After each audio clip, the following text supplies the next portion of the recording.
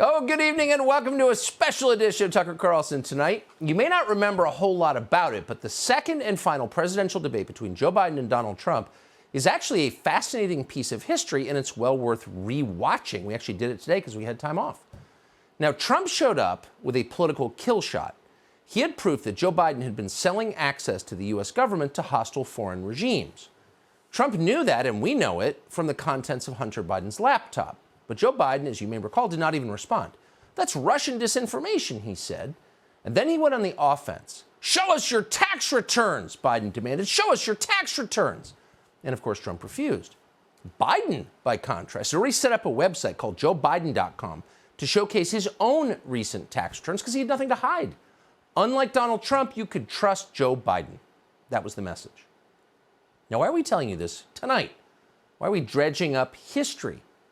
Well, we're doing it because 2 years later, the roles have reversed in a bewildering and pretty remarkable and kind of hilarious way.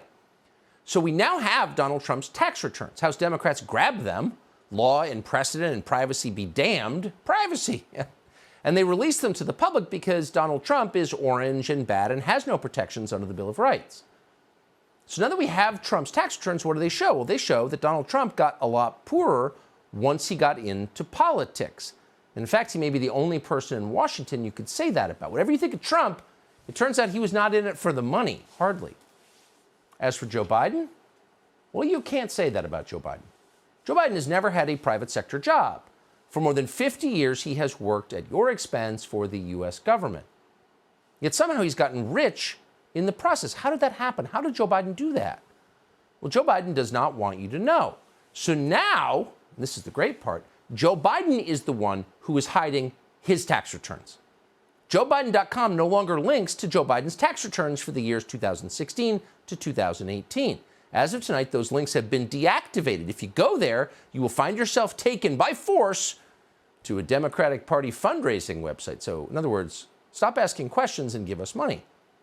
But it does make you wonder what exactly was happening from 2016 to 2018 that Joe Biden might want to hide. Fair question, but no one in the media seems interested in finding the answer. We do know that during that same period, 2016 to 2018, there was a lot of weird accounting going on at Joe Biden's house in Delaware, the same house where yet another cache of classified documents was just found, yet another.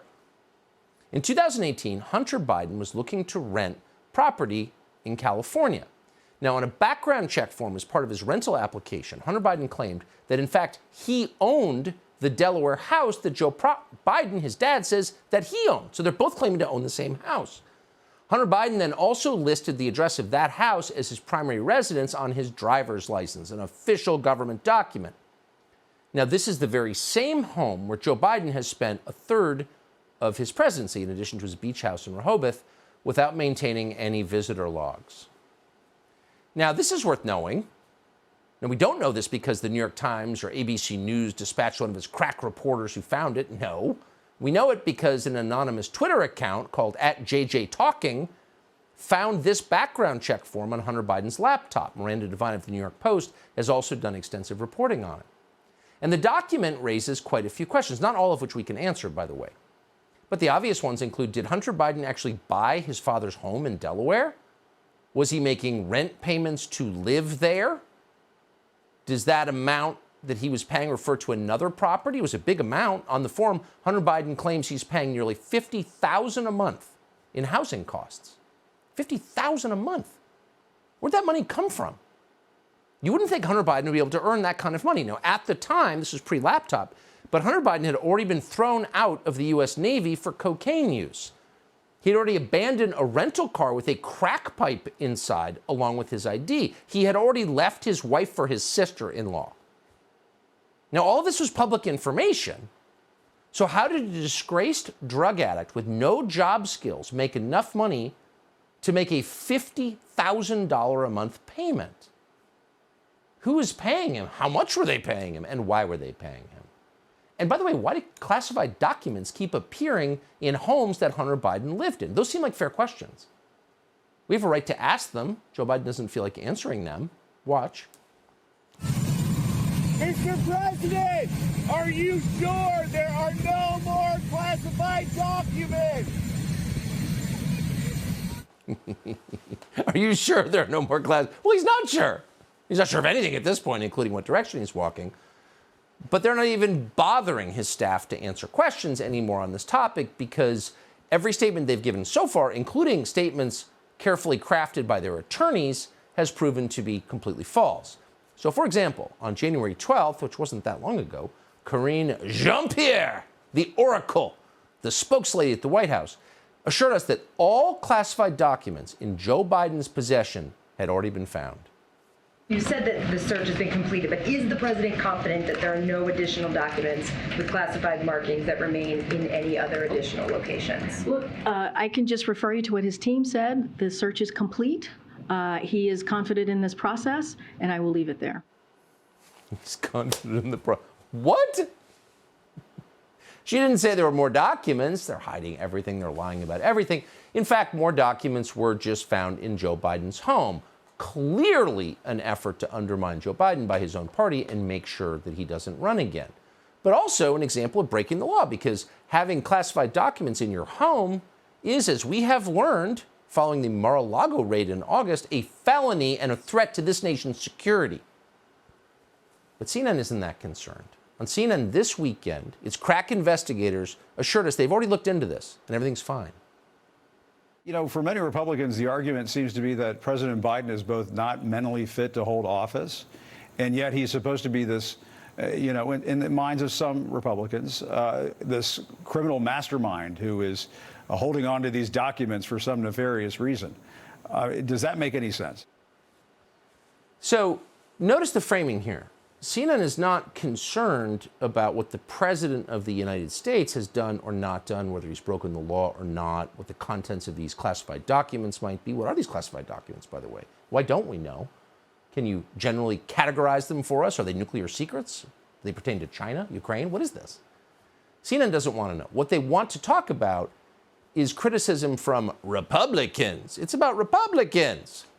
They're saying Joe Biden's a mastermind and he's senile. Actually, no one's saying that. At best, Joe Biden is living the life he's lived for quite some time, which is as the source of cash for his ne'er-do-well son and his ne'er-do-well brother, who have made a fortune from hostile foreign governments. And again, we're not guessing at that. Hunter Biden already admitted it on TV. You didn't have any extensive knowledge about natural gas or Ukraine itself, though. No, but I think that I had as much knowledge as anybody else that was on the board, if not more. In the list that you gave me of the reasons why you're on that board, you did not list the fact that you were the son of the vice president. Of course, yeah. No. What role do you think that played? I think that it is impossible for me to be on any of the boards that I just mentioned without saying that I'm the son of the vice president of the United States. That lady's no longer on TV, by the way, for some reason. Maybe the questions were too tough. But in any case, this all of a sudden is looking a lot more complicated and possibly bigger than just a story about classified documents being misplaced at Biden's homes or next to his Corvette. This might be a clue to the vexing question of how Joe Biden, who was a senator for like several lifetimes, was able to have all these huge houses in Delaware over the years. His wife didn't work at Goldman Sachs. She sort of taught at a community college, kind of, Dr. Jill. Not actually a doctor, by the way. So is it possible that Joe Biden's lifestyle was financed by his son and his son's dealings with foreign governments? Apparently he shared a bank account with his son. Keep in mind that when Hunter Biden left his wife and 3 children, they were effectively broke. Could it be that the money was going to Joe Biden, whose home Hunter Biden, quote, owned? We don't know. But these are interesting questions. At the very least, the media have basically conceded the smaller point that Joe Biden was illegally in possession of classified documents. They're admitting that. The Republicans are going to go nuts about this. How should the White House play it? Well, I think they should play it just very straight. I mean, these are documents that were found mistakenly in possession. The reality is that accidents do happen all the time, and the key, so it's not a good reason, but it's a human reason. It's a lot easier to accidentally take 12 documents as opposed to explaining, how did I get 325 documents? that is more easily explained that, oh, this may have even been accidental. As sensitive as this information is, almost on a daily basis, somewhere in the U.S. government, classified information is mishandled. They're unfortunately very, very common.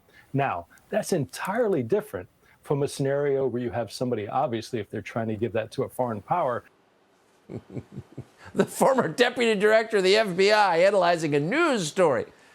What's interesting, if you take 3 steps back, is that, say, 3 months ago, if you'd ask anybody who follows politics, who are the main contenders for the presidency in 2024? Well, of course, they would be Joe Biden, the current president, and Donald Trump, the last president.